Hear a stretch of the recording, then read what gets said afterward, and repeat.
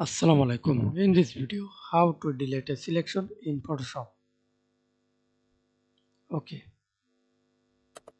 Now see this manage selection tool, quick selection tool, magic wand tool, or lasso tool, polygon lasso tool, magnetic lasso tool.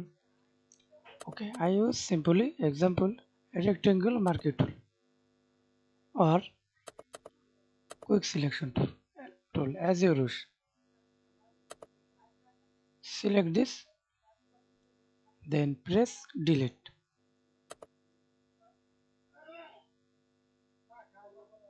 Press Ctrl D. Again,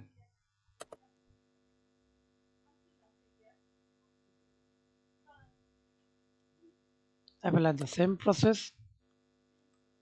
Press delete button on your keyboard, then click OK. Wait few seconds, press Ctrl D, and now see this layer selection,